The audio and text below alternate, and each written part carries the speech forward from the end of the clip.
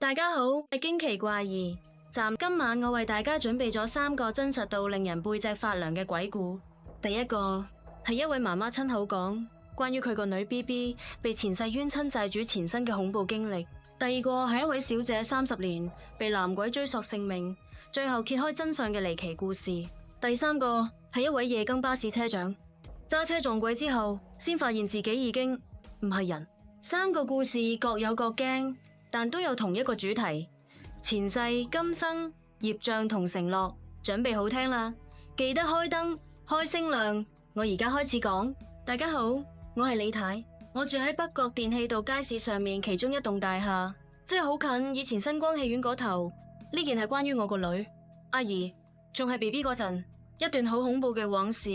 雖然而家大家都叫我做李太，但呢段回憶到今日都仲係我心入面一個揮之不去嘅陰影。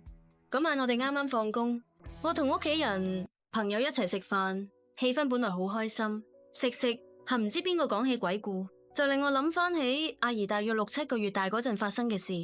當時我哋仲係住喺舊屋，有一晚深夜，我本來安頓咗阿姨喺 BB 床度瞓覺，半夜我俾一陣嘈雜聲驚醒，起身一睇，竟然見到本來應該喺圍欄床入面嘅阿姨獨自一人坐咗喺客廳梳化上面。佢嗰時先得幾個月大，根本冇可能自己爬得出床欄，仲要行到去梳化嗰度。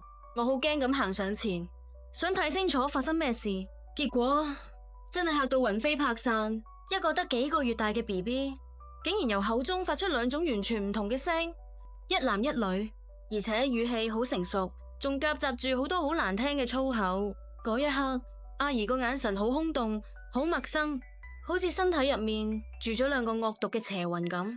自此之後，屋企嘅怪事接二連三咁發生。有一次下晝，阿姨差啲喺個冇閂好嘅窗台跌落街，好彩我及時拉住佢，如果唔係，後果真係不堪設想。更奇怪嘅係，佢身體出現咗異常，一直都屙唔到屎，成個人一日瘦過一日。我哋有帶 BB 去睇醫生，但完全冇好轉到。我老公係一個警察，平時都識少少玄學嘢，佢覺得事態嚴重，於是請咗佢師傅過嚟幫手。師傅一見到阿姨就神色凝重咁叫我哋即刻帶佢去差館，因為嗰度陽氣最盛。去到差館，阿姨好似癲咗咁，又叫又喊，我哋幾個人合力先至可以將佢紮喺張凳度。師傅吩咐我去買一包全新嘅煙，之後就開始做法事。做法事之後，師傅揭開咗個驚人真相，原來阿姨前幾世係一個殺咗好多人嘅劊子手，今世呢啲冤親債主係翻嚟去攞債嘅。師傅拆開嗰包新煙，我哋全部人真係睇到目瞪口呆，煙盒入面嘅煙竟然莫名其妙多咗牙印。師傅話嗰個係債主留低嘅記號。跟住我哋反開阿姨件衫，見到佢背脊赫然印住6個鮮紅肉色嘅血手印。跟住師傅指示做完儀式之後，奇蹟真係發生咗。第2日，阿姨終於可以正常排便，但屙出嚟嘅竟然係深綠色嘅屎。隨住呢啲綠色嘅嘢排咗出嚟，佢嘅精神同身體亦都慢慢好返晒。而家阿姨已經大個女啦，背脊嗰啲血手印亦都隨住年月慢慢淡咗。我曾經無數次慶幸嗰場噩夢終於完咗。睇住而家亭亭玉立、性格咁溫順嘅阿姨，我成日喺度諗，一個人嘅前世業障真係會糾纏到今生咩？師傅當初話嗰6個血手印代表住6條命，債還清咗，印記就會消失。今日係阿姨20歲生日，我睇住佢着住件大露背晚裝，準備出門慶祝。我好欣慰咁望住佢白滑嘅背脊，嗰6個血手印確實消失咗，連一點痕跡都冇留低。但當佢轉過身對住我笑嗰陣，我突然諗翻起師傅當初喺差館仲講過一句我一直冇同人提過嘅話：如果手印消失咗，代表債消咗；但如果手印變咗做其他形狀，代表佢哋已經上咗你個女身。我成個人呆咗喺度，因為頭先喺佢後頸位，我隱約見到本來係手印嘅地方，而家竟然透出一個細細個好似牙印咁，就同當年師傅煙盒入面嗰隻牙印係一樣。佢對住我笑，把聲卻隱約重疊多年前喺梳化聽過嗰種低沉嘅男聲。媽，我今晚會早啲帶朋友返嚟食飯店。呢個故事講完，我真係覺得好震撼。一個 BB 竟然會講成熟嘅粗口，發出2個大人嘅聲音。仲有血手印同牙印，呢啲細節太真實，太恐怖。我自己聽完之後，最深刻嘅係李太，最後嗰一刻，佢以為手印消失就代表一切完咗，點知後頸竟然出現牙印，同埋阿姨把聲突然變咗男聲。你哋覺得呢？阿姨前世嘅債主係咪真係已經上咗佢個身？如果你係李太，你而家會點做？歡迎留言講你嘅看法。你好，我係古小姐，今日我想分享一個困擾咗我超過30年，甚至差啲攞走我條命嘅真實經歷。呢件事要由我仲未出世嗰陣講起。喺我出世前幾日，我爸爸做咗一個好怪嘅夢，夢入面有個男人抱住個男鬼送俾佢，仲話呢個係送俾你嘅。爸爸醒咗之後好開心，周圍同人講今胎一定係生仔。點知我出世係個女仔，原本以為只係一個普通嘅胎夢，點知到我幾歲大嘅一個冬天，我發高燒到104度。嗰晚嗰個男人再次出現喺爸爸床邊，話我要攞返你個仔啦。當時我哋屋企好窮，爸爸雖然驚，但都好淡定，指住間房話個仔唔喺度。嗰個男人留低一句，我實會遇到你個仔，就消失咗。同一時間，其實我喺婆婆屋企瞓緊覺，發緊高燒，迷糊之間，我夢見嗰個男鬼想跨過我個身。雖然我年紀細細，但喺夢入面，我同佢打得好犀利，同佢搏命。第二日同爸爸對講件事，發現大家夢見嘅男鬼，無論係著衫、語氣定係特指，竟然係一模一樣。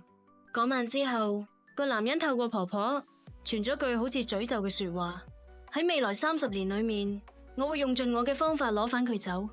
由嗰陣開始，我就有咗陰陽眼。呢30年嚟，我見過無數嗰啲嘢，特別係喺旺角區天橋底，經常見到一啲白色冤魂走嚟走去。但最令我痛苦嘅係莫名其妙嘅怪病。我試過無故嘔血，嘔到要入醫院輸血，醫生都查唔出原因。我知道係佢一直想拉我走。時間好快去到29歲，係我最驚嘅一年，因為嗰個30年之約就快到期。有一次公司要出 trip， 我媽咪極力反對，好怕我過唔到呢個大關。有一晚我喺屋企洗緊碗，一轉頭個男鬼竟然直接出而家我面前 face to face， 距離唔足3寸。我當時成手都係唾液，驚到爆，反而火都嚟埋。喺廚房鬧佢，你唔好再搞我，你再搞我就後人收咗你。我仲將1寸鈴掛喺床頭，對住空氣發脾氣。你有膽就再嚟搞我。奇怪地，嗰晚之後，個男鬼真係冇再出現過。我平安過咗30歲，而家我已經過咗嗰個大關。雖然仲係會見到靈體，但嗰位男鬼已經消失咗。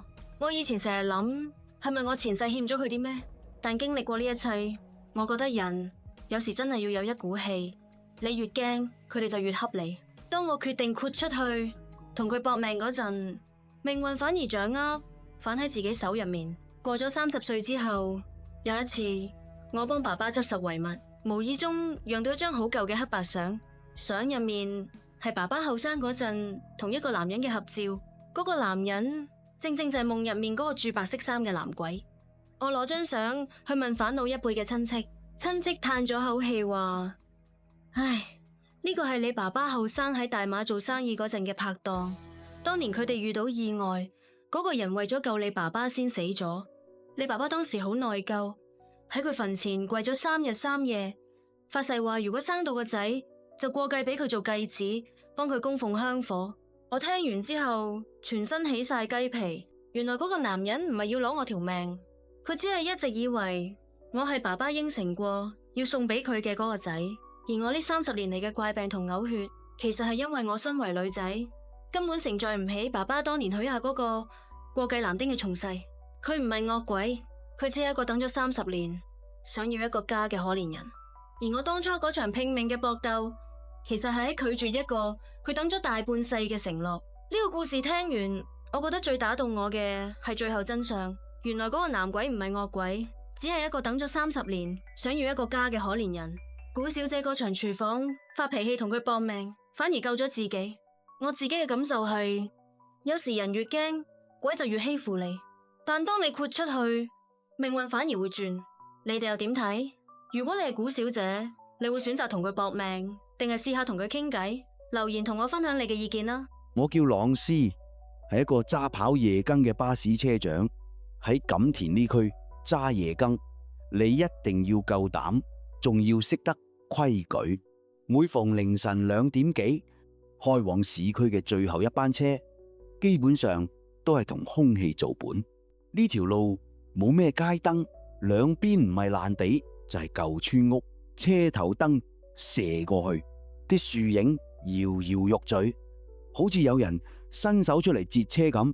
老前輩教落，見到有人截車，如果個樣唔對路，就當睇唔到。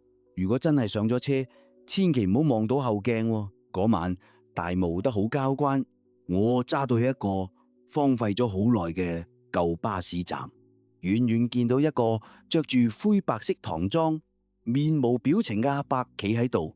我心諗，呢度方圓幾里都冇人住，佢喺邊度出嚟㗎？但我始終係職業病發，停咗車。佢上車嗰陣，我聞到一陣好濃嘅泥土味，仲有陣陣霉味。佢冇拍卡，亦冇投幣，只係徑自走向車尾最後一排坐低。我透過倒後鏡瞄咗一眼，佢坐喺度，喐都唔喐，低住頭，啲白頭髮遮住半邊臉。我手心開始冒汗，直踩2腳油，想快啲出返市區。行到大欖隧道附近，車廂入面啲燈突然閃咗2下，隨即全車熄晒火。喺漆黑一片嘅車廂入面，我聽到後面傳嚟嚓嚓聲，好似有人喺地板爬緊咁。我鼓起勇氣，攞起支電筒向後照，個阿伯唔見咗。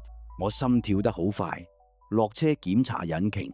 當我彎低身嗰陣，突然覺得條頸涼浸浸，好似有人喺我耳邊吹氣。我一轉頭，見到個阿伯就企喺我後面，佢對眼通紅，口入面喃喃自語：朗斯，你唔記得咗我啦！我嚇到跌落地，腦入面浮現出好多年前一宗交通意外嘅片段。嗰陣我啱啱入行，因為趕時間超速，喺呢條路撞到過一個過馬路嘅阿伯。阿伯伸手捉住我膊頭，揸到我好痛。我大叫：對唔住，我唔係有心係，我年年都有宵夜俾你，你放過我啦！阿伯突然呆咗一呆，然後陰森咁笑咗下，鬆開手，慢慢行返入濃霧入面。我連滾帶爬翻上駕駛座，發現架車竟然發住得返。我搏命咁踩油，終於見到市區嘅燈光。返到總站，我第一時間衝去站長室想辭職，點知站長見到我面色蒼白，成身震晒咁，指住我：朗斯，你點解會喺度？我喘住氣話：我啱啱揸完最後一班車翻嚟咋，撞鬼啊！站長吞咗一啖口水，將一份報紙推到我面前，頭條新聞寫住錦田夜班巴士翻側，司機車長當場宣告不治。報紙上有我張相，我仲未反應過嚟，站長顫抖住講多句：朗斯，你係2粒鐘前死咗。我低下頭望一望自己對手，竟然係透明嘅。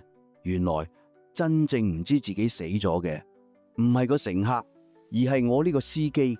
揸咗咁多年車，我一直以為鬼係最得人驚嘅。我每日戰戰兢兢，驚撞到佢哋，驚佢哋上車。但原來最令我放唔低嘅唔係嗰個阿伯，而係我嗰份執着。我個靈魂依然想準時將乘客送到目的地。我依家終於明白點解嗰個阿伯喺隧道口放過我。佢唔係原諒咗我，佢只係喺度等緊我，等我發現自己已經成為咗佢哋嘅一份子。喺啲深夜公路上，冇所謂嘅生與死，只有永無止境嘅循環。今晚我終於可以收工啦。呢個故事係3個入面我覺得最絕望、最有電影感嘅一個。車長以為自己仲喺度揸車，點知自己其實早已死咗，仲喺度繼續做緊最後一班車。我聽完之後好唏噓，原來最恐怖嘅唔係鬼，而係自己執着咗嘅事情。你哋覺得呢？如果你係朗斯，發現自己已經死咗，你仲會繼續揸車送乘客，定係即刻放手？最尾呢個阿伯放過佢，係咪因為佢終於明白自己已經成為鬼？留言區等緊你哋嘅答案。今晚3個故事都講完啦。一個 BB 被前世債主纏身，一個小姐被30年之約追索，一個車長發現自己早已死咗。3個故事都係關於前世今生未了嘅承諾。